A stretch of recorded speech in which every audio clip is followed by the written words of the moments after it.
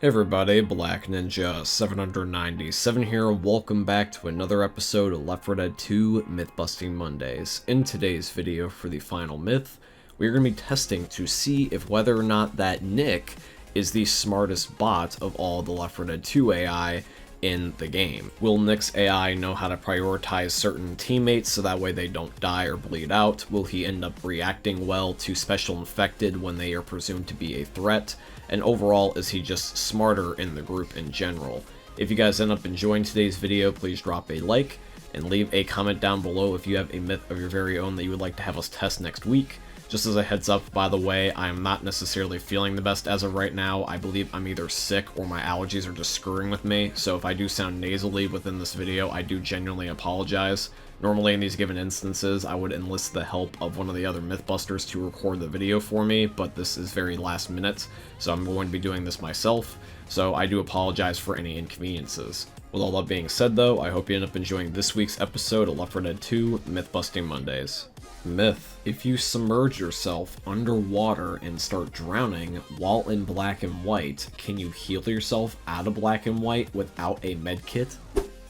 Alrighty guys, so myth number 1 is going to be submitted by a True Winner 1, aka Team Master. Now if you are wondering what True Winner 1 or Team Master is referencing, allow me to show you guys this. This is from episode 110 of Myth Busting Mondays.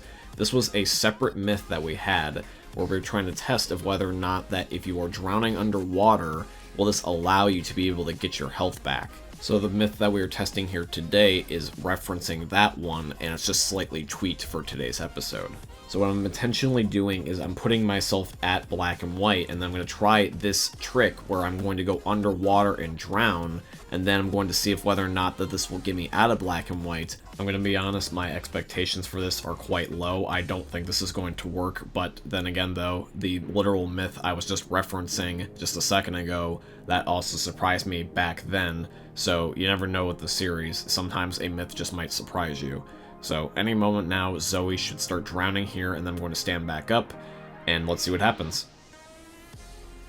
Well, that's unexpected. Believe it or not, this is not a really good edit or just really well done cutting. This is legitimately working in game. So that means that myth 1 is confirmed, believe it or not. So remember everybody, if you are on death's door and you need to heal yourself very quickly, the best solution is to drown. Myth: can special infected heal themselves by drowning temporarily, just like the survivors?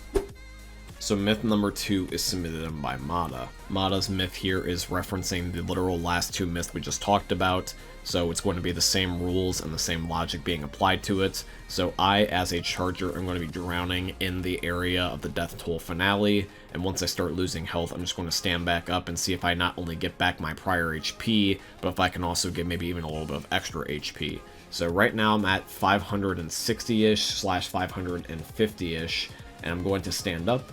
And if you guys look at the health bar, slowly but surely I am getting my health back. It is slowly but surely going all the way back to my full HP of 600. However though, it doesn't go over like the survivors, and this is because of the lack of pain pills. The pain pills are the only reason why the survivors get extra HP, unlike the infected. So myth 2 is also confirmed. The special infected can do at least part of this healing regeneration trick. By the way, Mada, I just wanted to mention something to you right before we transition into myth 3.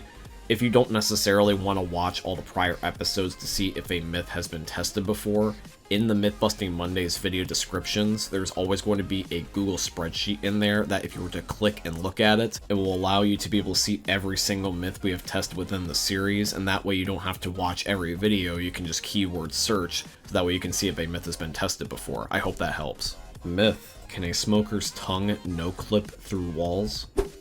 Alrighty guys, so myth number 3 is going to be submitted in by Owned. Now, Owned wants to basically know if a smoker tongue will just flat out go through a wall. This is at least how I interpret this myth. Now, we have to test this out with a AI smoker and then just dodge out of the way while he's shooting his tongue, because if this is in versus mode, the smoker cannot shoot his tongue without a target to lock onto. Now, this is the best example of what I would like to explain, which is that the smoker's tongue, even if it ends up getting a really close shot, it will not end up cutting around a corner or intangibly go through a wall. If it misses, it just misses, and you can avoid a smoker's tongue by blocking it with any sort of surface, except for a fence, where then the smoker's tongue will just go through the hole in the fence, but if it's like a solid wall, it can't go through. Well, more specifically, it can't go through and grab you, even though just a second ago it looked like it went through, but the smoker's tongue just fell on the ground once it got to the wall. So that means that myth number 3 is busted here today. Myth: can you escape the NSenr finale if a jockey is currently riding your head? Okay guys, myth number 4 is going to be submitted in by Unknown. So what's going to happen is that Glabursko, who is currently a jockey, is going to purposely steer me into the Jimmy Gibbs stock car, because I believe in AI one would do the opposite and steer me away from it. And this is going to be while I'm the only one standing. Now, funnily enough, I'm in the corner there getting attacked by the jockey, even though the cutscene did engage. So that means that the main question here is, did I actually escape? So the game should be ending here in a second. Now, because this is versus, it's not going to show the traditional end credits, so we gotta look at the team bar. And you guys can see that only 2 survivors are dead, which is going to be Nick and Coach, which means that I and Rochelle survived. So myth 4 is confirmed. As long as you are within the rescue area, regardless of whether or not you're being attacked, you still will survive and beat the game. Alrighty guys, now it is time for the final myth, and once again is going to be, is Nick the smartest of all the AI in Left 4 Dead 2? We're just going to subject Nick to some intelligence tests and see if he has a 200 IQ, or whether or not that he's just a dumbass. Myth: is Nick the smartest bot in Left 4 Dead 2? Alrighty guys, so for the last myth of today's episode, this is going to be submitted in by Taco Twin Gaming. So this is what we're going to do to test if whether or not that Nick is the smartest. We're going to subject him to 3 different types of tests against the other 3 characters in Left 4 Dead 2. He is going to go up against Coach, Ellis, and Rochelle, and we're going to see if whether or not that Nick is able to react to infected faster and be able to end up killing them in a proper way. We're also going to be testing to see if whether or not that Nick is responsive to end up saving his teammates in a timely manner, or just also prioritize the correct teammate, like who needs the most help and who needs it sooner. And then finally, we're going to test out his situational awareness. For example, we're going to put a medkit next to him while he's in red HP and see if he'll pick it up or just ignore it. This is not going to be done in any particular order, and nor are we going to be doing this more than a few times. We're just basically trying to see our knee-jerk reaction, be like, yeah, like Nick's either really smart or he's really stupid. Alright, so here's test number 1. I am incapacitated, and now we're going to incapacitate Glabursko, and we're going to see if whether or not that Nick will prioritize me over Glabursko, because I have less health and I'm going to bleed out quicker. So let's go over to Nick. We're going to go over to the torture commands. We're going to unfreeze him and see if whether or not he saves Glabursko or if he saves me instead. So here comes Nick. Who is he going to pick? And it looks like that Nick decides to revive me. Smart choice. Now it's Coach's turn. Glabursko is going to be bleeding out quicker than me, so it looks like that Coach decided to revive him first. This is also a good thing. Alright, so now we switched up our characters. So the AI are Rochelle and Ellis, and me and Glabursko are Nick and Coach. I am Nick and I'm bleeding out more, and it looks like that Rochelle decides to prioritize me, so that's a W in my eyes. And now finally we have got Ellis, and once again I am bleeding out more, so it looks like that Ellis decides to go to me. So every single bot decided to prioritize the survivor who was more likely to die first instead. Alright, so now we've got test 2. Tell me what is wrong with this picture. Just take a guess. It's something that I will say that is pretty obvious once you notice it. It's going to be this thing. This med kit that is behind the bots, they are clearly not picking it up, even though they are in desperate need of it. Even if they were to heal each other, I would still end up giving them a point for saying like, yeah, that was a smart play, they were just not being selfish, but they're just choosing not to pick it up. And it's not like me and Glabursko need it, because we're both 80 HP and in the green. The bots are just choosing not to pick up a med kit. Now, I don't know if this is a coincidence or not, but it looks like that Nick and Coach immediately will pick up a med kit as soon as they see it. Now, I will say this is that this one is going to be spawned in where there's multiple of them on the ground versus the one that was just lying loose from when Glabursko died and we defibbed him. There could be a chance that means that result is skewed because of that slight difference. But it is noticeable the fact that regardless of how the med kit got there, that Ellis and Rochelle ignored it and Nick and Coach went for it immediately.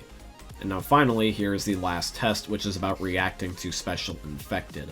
So me and Glabursko are just choosing not to shoot, and we purposely froze Coach so that way he would not interfere. We want this to be entirely based off of Nick and Nick alone.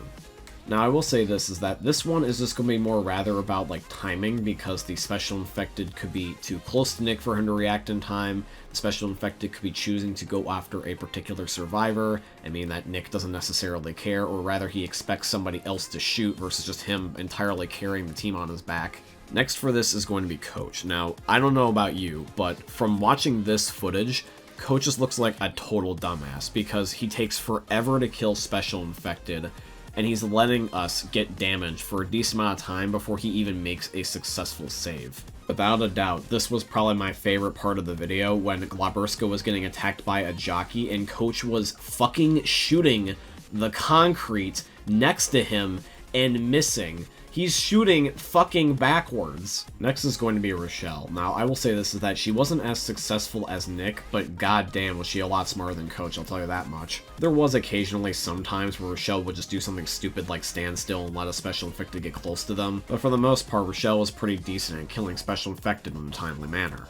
And then finally for Ellis, he had mixed results. Ellis and Rochelle were the most similar in my opinion from what I noticed from this small little test. One of the biggest factors that I noticed about whether or not a bot was going to be successful is whether or not they picked up a certain gun. I know that the bots like to favor certain weapons, and they're not always going to be useful in every single situation, which is why I gave people like Coach a little bit of the benefit of the doubt, at least until he fucking missed on purpose, it felt like, because shotguns are not going to be nearly as effective as SMGs in specific instances. So this was basically our results. If we look at prioritizing teammates, all the bots got an average score. I would say that they all got 1 point for being successful at saving their teammates in a correct manner. Now in terms of awareness, like finding medkits when they're low in HP, Nick and Coach pretty much went for them immediately, and Ellis and Rochelle just sat there with their thumbs in their asses. And then in terms of killing Special Infected, I would say a lot of them pretty much were average, at least everyone besides Coach, where I cannot forgive the fact that he was shooting in the complete wrong direction. Like, that was completely and utterly a joke. So if we look at all the points combined for each player, it looks like that everybody got 2 points because they failed at least one test, except for Nick, who got 1 point per test, and therefore has 3 points, or 1 point above everybody else. Now I know what you're thinking. There's going to be somebody that's going to be like, wait, are you going to actually say this is confirmed off of such a small result? Don't worry, man. No, I'm not. I'm not going to be calling this confirmed, but I'm also not going to be calling it busted either. I'm going to instead call it plausible because I really have no proof that is significant enough to prove or disprove this claim. I swear, there are some days where I feel like one bot is smarter than the other, but can I prove that? No. And am I able to disprove it? I also cannot do that. At the end of the day, the way I look at it is that life's not perfect, and people are prone to human error, so why can't AI also be prone to error? The AI is trying its best, it's occasionally going to make mistakes, it's going to sometimes make a decision that you don't like and that you would have done differently, but unfortunately, the game's the game and nothing's going to change unless you want to end up scripting a mod for yourself where you can literally make the AI smarter. I know that is a thing on the Steam Workshop, but at the end of the day, the way I look at it is that it's probably just a fluke that these results happened, and all the AI are honestly probably the same intelligence. Except for Coach. My man has a cheeseburger for a brain. But yeah, guys, that is going to be it here for today's video, and I do truly hope you guys ended up enjoying it. If you did, please consider dropping a like, comment, subscribe, follow, and all that beautiful stuff. If you guys have a myth of your very own that you would also like to have be featured in next week's episode, please by all means leave them here in the comment section down below, or also alternatively, you can leave them within my Discord server, which is going to be linked down below in this video's description. With all that being said, I hope you end up enjoying seeing another YouTube video from the most unique YouTubers you're ever going to see. Thank you for watching, guys. I love all of you. Peace out. Hey, meme lords. Jesus here. And you better have enjoyed that video there by the eternal god Daddy Ninja.